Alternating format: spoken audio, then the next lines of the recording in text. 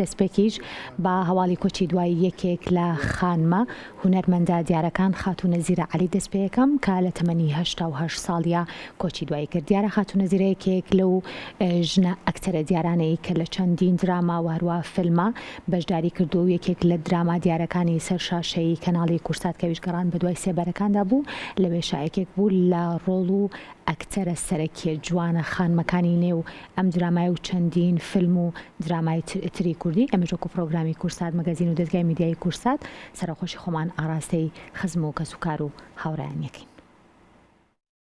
باشە تخوا زەحمەت نەبێت تۆ هەڵە بجەیت؟ نەخێر دایەژیان بۆ شەرتە هەڵە بجێ بم کە یارمەتی بەڕێزت دێم؟ زۆر سپاس دەکەم بیرم کەوتەوە هەژار لە مەچەک سەر و مەچەکی و لە دوو لاوە دەستی شکا بوو اینجا پلاتینی تیا بوو هەر ئەیوو دەچم بۆ خاتوونە زیرە عەلی هاوسەری هونەرمەندی شانۆکاری جێرین فواد حەمەمین ئاغایە، دایکی هونەرمەند شادان فوادە و لە چەند زنجیرە درامایەکدا ڕۆڵی بینەوە کە بەناوبانگترینیان درامایی گەڕان بە دوای سێبەرەکاندا بوو و یەکێک بوو لە خانمە ئەکتەرە بەتوانا و ناودارەکانی شاری سلێمانی. نانادایەژیان مەبەستمەوە نییە تۆ بڕۆ کاکە جان پارەکەی ئەو ژنە نە بە قوربان نابێت.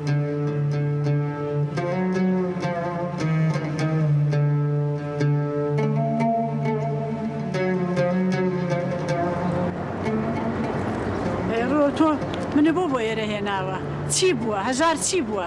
هیچ نەبووە جەنازەیەشان هێناوە بێ کەسە دێرە ئەمەیە بچین سەیری کەین بزانی چێ خوڕ بەسەرم فەرموو فەرموو با بڕێ دایەژیان ئەمە خۆیەتی سەیریکە.